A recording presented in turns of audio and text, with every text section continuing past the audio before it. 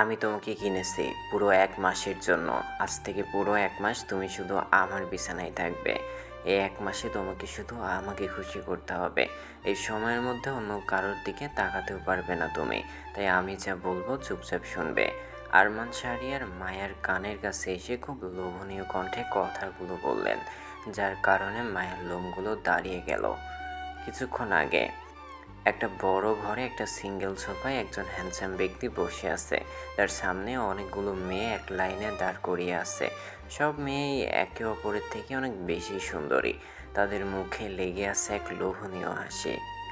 এখানে তাদেরকে চোখের সামনে বসে থাকা একজন বিশেষ ব্যক্তির সামনে হাজির করা হয়েছে। তিনি দেখতে খুবই সুদর্শন এবং শহরের একজন বড় ব্যবসায়ী। পুরো শহরে এই লোকটির অনেক মর্যাদা আছে। তার নাম আরমান শাহরিয়ার। ২৮ বছরের একজন খুব সুদর্শন যুবক। তার চেহারা এবং তার পেশিবহুল শরীর এমন ছিল যে সে যে কোনো মেয়েকেও তার প্রেমে পড়াতে বাধ্য করবে। কিন্তু আরমান শাহরিয়ার প্রেম শব্দটি পছন্দ করে না। সে তার জীবনের প্রত্যেকটি সম্পর্ককে কেবল নিজের মতলবের জন্য বানিয়েছে। আর ভালোবাসা? ভালোবাসা কি? কেমন তার অনুভূতি সে বিষয়ে তার কোনো ধারণা ছিল না। আরমান শুধু মনে করে যে আবেগ অনুভূতি শুধুমাত্র একজন ব্যক্তিকে অসহায় করে তোলে। তাই তার কাছে অনুভূতি, আবেগ এসবের কোনো মূল্যই ছিল না। যদি কোনো কিছুর মূল্য থাকে তাহলে তার হলো সম্পদ, খ্যাতি, মর্যাদা আর তার নিজস্ব মনোভাব। আরমান শাহরিয়ার তার ঠান্ডা চোখে দূর থেকে মেয়েদের স্ক্যান করছিল, আর পাশে বসে তার নতুন ব্যবসায়ীর অংশীদারি আরমানকে বলছে, এরা আমাদের ক্লাবে কিছু সুন্দরী নৃত্যশিল্পী। আপনি আজ রাতে বিনোদনের জন্য তাদের মধ্যে থেকে যে কোনো একজনকে বেছে নিতে পারেন। আমাদের নতুন ব্যবসায়ীর চুক্তির জন্য এটি আমার পক্ষ থেকে একটি ছোট্ট উপহার। লোকটির ঠোঁটে ছিল নির্লজ্জর হাসি। আরমান শাহরিয়ারের হাতে ওয়াইনের গ্লাস ধরে ওই মেয়েদের দিকে তাকিয়ে সব মেয়েকেই খুব ভালোভাবে তৈরি হয়ে এসেছিল। যখনই তারা জানতে পারল যে তারা মিস্টার আরমান শাহরিয়ারের সামনে হাজির হতে চলেছে, প্রত্যেক মেয়ের চোখে একটা আলাদা উত্তেজনা এবং নার্ভাসনেস ছিল। প্রতিটি মেয়েই চায় সে যেন শুধু তাকেই নিতে চায়। এই সমস্ত মেয়েরা আরমান শাহরিয়ারের জন্যই পাগল ছিল। সবাই শুধু মনে মনে দোয়া করছিল যে আরমান শাহরিয়ার যেন তার লক্ষ্য করে। প্রতিটি মেয়েই তার মুখে একটি প্রলোভনসুলভ হাসি দিয়ে আরমানের দৃষ্টি আকর্ষণ করার চেষ্টা করছিল। আরমান সবার দিকে তাকায়, কিন্তু তার মুখে কোনো বিশেষ ভাব নেই, যেন এসব মেয়ের প্রতি তার কোনোই আগ্রহ নেই। সে তার ওয়াইনের গ্লাস থেকে একটা চুমুক নিয়ে বলে, ননসেন্স, সবাই ফালতু। যদি নতুন কিছু থাকে তাহলে দেখাও। এরকম পুরনো এবং ইউজ করা জিনিসগুলোকে আমার কোনো আগ্রহ নেই। আরমানের এমন উদাসীন উত্তর শুনে সমস্ত মেয়েরা একেবারে আঁতকে ওঠে।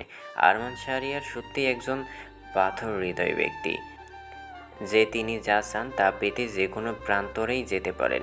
কিন্তু এত সহজে তার চোখে কোনো কিছুই ভালো লাগে না। তিনি খুব নির্বাচনী ব্যক্তি এবং তার পছন্দগুলিও খুব বিরল। আরমানের কথা শুনে পাশে বসা লোকটা তৎক্ষণাৎ বলল, আরে তুমি চিন্তা করো না, আমরা আমাদের ক্লাবের সবচেয়ে তাজ এবং অস্পর্শিত মেয়েকে তোমার সামনে তুলে ধরছি। এই বলে লোকটি ওই সব মেয়েগুলোকে ওখান থেকে চলে যাওয়ার ইশারা দেয়। সেই সব মেয়েরা হতাশা আর মুখে বিষাদ নিয়ে সেখান থেকে চলে যায়। তখন লোকটি এক গার্ডকে বলে, যেসব নতুন মেয়ে ক্লাবে প্রবেশ করেছে তাদের ৫ মিনিটের মধ্যে হাজির করো। ওই গার্ড মাথা নেড়ে সাথে সাথে সেখান থেকে চলে যায়। একটা ঘরে অনেক মেয়ে রেডি হচ্ছিল। তখন ওখানে একজন গার্ড এসে বলে, আরে চলো, এবার তোমার পালা। আজ তোমরা যার সামনে যাচ্ছ সে এই শহরের একজন বড় ব্যবসায়ী। তাকে মুগ্ধ করলেই জীবন সেট হয়ে যাবে। তার নাম আরমান শাহরিয়ার। তবে মনে রাখবে, তাকে মুগ্ধ করা এত সহজ নয়। আরমান শাহরিয়ারের নামটা শুনে সব মেয়েদেরই চোখ জ্বলজ্বল করে উঠল, কিন্তু ওখানে থাকে একটা মেয়ের চোখ বড় বড় হয়ে গেল। সেই মেয়েটা বাকি সব মেয়েগুলোর থেকে এক কোণে দাঁড়িয়ে আছে। মেয়েটা অবাক হয়ে গেল, এই নামটা সে কখনোই আশা করেনি। কিছুক্ষণ পর কিছু নতুন মেয়ে রুমে প্রবেশ করে। সেই নতুন মেয়েদের মধ্যে আরমানের চোখ পড়তেই তার চোখ যায় এক বিশেষ মেয়ের দিকে। লাল রঙের গাউনি পরা একটা খুব সুন্দরী মেয়ে। সেই মেয়েদের মধ্যে দাঁড়িয়েছিল, তার মুখে শূন্যতা অভিব্যক্তি। মেয়েটিকে দেখে আরমান ভ্রু কুঁচকে নেয়। ওই মেয়েটি আর কেউ নয়, মায়া আক্তার। মায়া হলো আরমানের প্রাক্তন স্ত্রী। দুনিয়ার কেউ এই বিষয়ে জানে না, নির্দিষ্ট কিছু মানুষ ছাড়া। আরমান মায়াকে ডিভোর্স দিয়েছিল কারণ মায়ার সাথে তার বিয়ে হয়েছিল তার ইচ্ছার বিরুদ্ধে। আরমান মায়াকে ওখানে দেখে বেশ অবাক হয়ে যায়। আরমানের সামনে বসা লোকটি আরমানকে উদ্দেশ্য করে বলে, এরা আমাদের ক্লাবের একদম তাজা তাজা মাল। এরা আজকেই জয়েন করেছে এই কাজে। এটা ওদের সৌভাগ্য যে আপনার মতো একজন অসাধারণ ব্যক্তির দ্বারা তারা তাদের কেরিয়ার শুরু করতে চলেছে। এ কথার কোনো উত্তর আরমান দেয় না, কারণ তার চোখ তো এক জায়গাতেই আটকে আছে। সব মেয়েরা এসে আরমানের সামনে লাইন দিয়ে দাঁড়িয়ে আছে। মায়া মাথা নিচু করে দাঁড়িয়েছিল, আরমানের দিকে সে একবারও তাকায়নি। আরমান উঠে দাঁড়ায়, ওয়াইনের গ্লাস টেবিলে রেখে সেই মেয়ের কাছে যায়। সোফায় বসা লোকটি খুশি হয়ে ভাবছিল যে আরমান এই মেয়েটির প্রতি আগ্রহ দেখাচ্ছে। আরমান সেই মেয়েদের চারদিক থেকে দেখছিল, কিন্তু বাস্তবে তার চোখ ছিল কেবল মায়ার দিকে। প্রতিটি মেয়েই তাদের স্টাইল, কাতিলানা হাসি এবং আবেদনময়ী শরীর দিয়ে আরমানকে নিজের দিকে আকৃষ্ট করার চেষ্টা করছিল, তাকে ছুঁয়ে তাকে প্ররোচিত করছিল। কিন্তু আরমানের ওখানে কোনো মেয়ের প্রতি আগ্রহ ছিল না, সে শুধু মায়ার দিকে মনোযোগ দিয়ে তাকিয়েছিল। ওকে দেখেই মনে হচ্ছে অন্য মেয়েদের থেকে একদম আলাদা, খুব স্বাভাবিকভাবে এক জায়গায় দাঁড়িয়েছিল। এখনো পর্যন্ত একবারও চোখ তুলে তাকায়নি, যেন সে তার প্রতি মোটেই আগ্রহ দেখাচ্ছে না।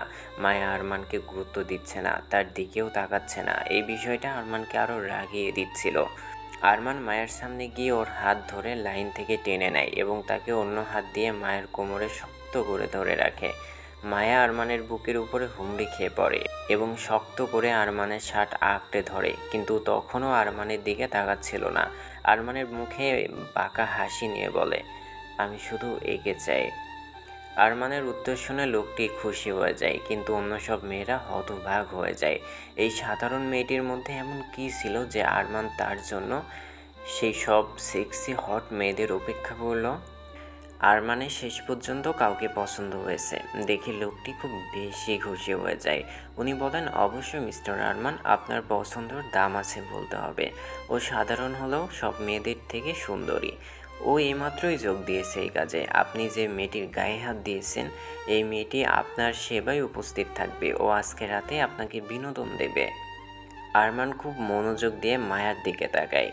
1 বছর দীর্ঘ দাম্পত্য জীবনেই প্রথম সে মায়াকে এত কাছ থেকে সামনাসামনি দেখেছে। না হলে বিয়ের পর সে না মায়াকে তার বাড়িতে থাকতে দিয়েছে, আর না কখনো তার সামনে আসার অধিকার দিয়েছে।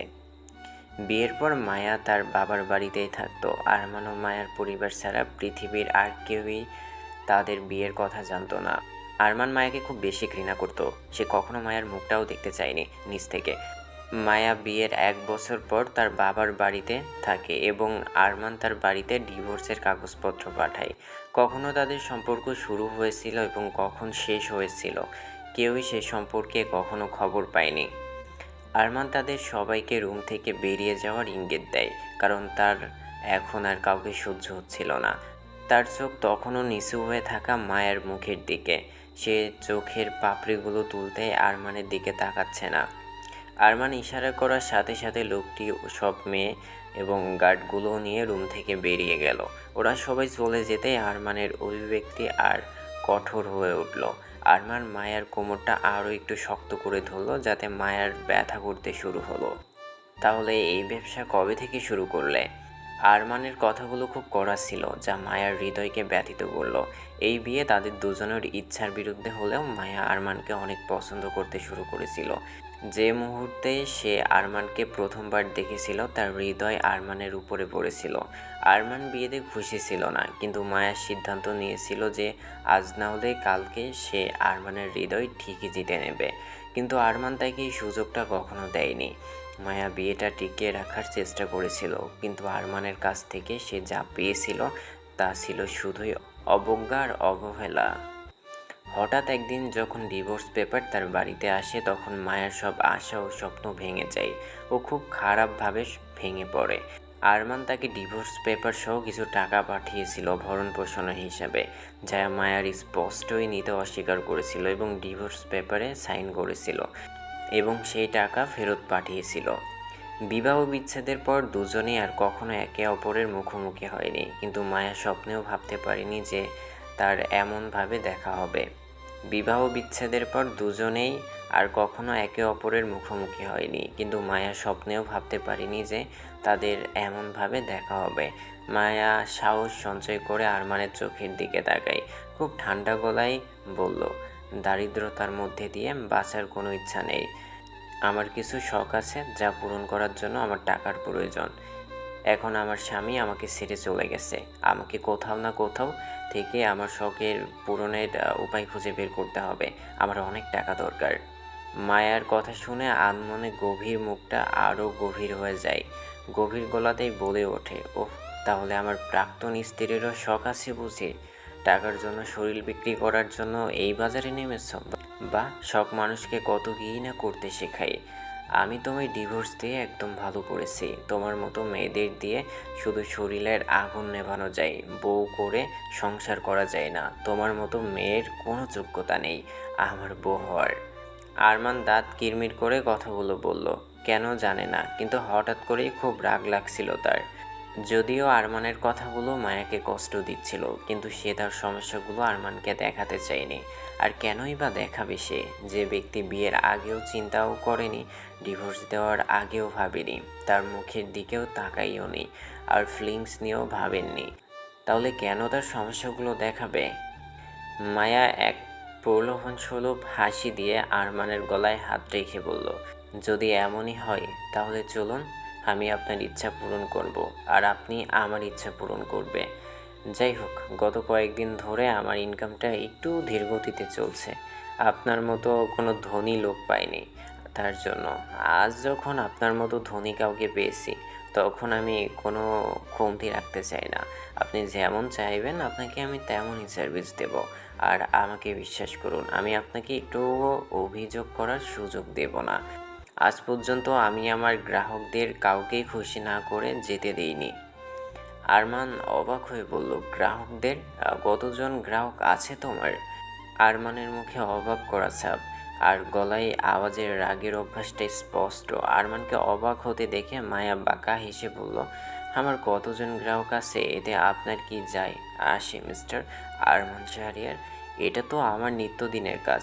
এত লোকের কথা কিভাবে মনে রাখি বলুন? মায়ার এমন নির্লজ্জ কথা শুনে আরমানের মুখটা লাল হয়ে গেল, চোখ দিয়ে যেন আগুন ঝরছে। রাগে আরমান তার হাত দিয়ে মায়ার চিবুক শক্ত করে ধরল। মায়া প্রচণ্ড ব্যথা অনুভব করছিল, কিন্তু ওর ব্যথা আরমানকে দেখাতে চাইছিল না। মুখে ঝুলিয়ে রেখেছিল গা জ্বালানো হাসি।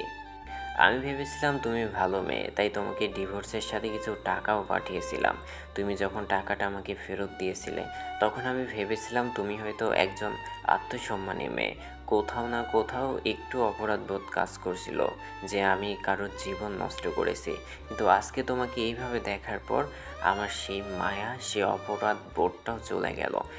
এখন মনে হচ্ছে যা করেছি একদম ঠিক করেছি। যাই হোক, তুমি আজ পর্যন্ত কত মানুষকে বিছানা গরম করেছো, হ্যাঁ? কত মানুষের এই শরীর ছুঁয়েছো, কত মানুষকে তৃপ্তি তৃপ্তি নিবারণ করেছো তুমি। কি হলো বলো, উত্তর দাও। আরমান উত্তেজিত হয়ে মায়াকে কথাগুলো জিজ্ঞাসা করলো। আরমানের কথা শুনে মায়া হালকা হেসে বলল, বললাম না, আমার মনে হয় না এগুলো জেনে আপনার কোনো লাভ হবে। আমি অনেকের সাথেই খেলেছি, বিশ্বাস করুন, আমার অনেক অভিজ্ঞতা আছে। আমি আপনাকে খুব খুশি করতে পারবো। একবার শুরু তো করে দেখুন, আপনার পুরো টাকা উসুল হয়ে যাবে। মায়ের কথাগুলো আরমানের রক্তকে আরও গরম করে দিচ্ছিল। ও মায়াকে বিছানার কাছে নিয়ে যায় এবং জোর করে তাকে বিছানায় ছুঁড়ে ফেলে দেয়। তখনও প্রলোভনসুলভ হাসি মায়ার মুখে রয়ে যায়।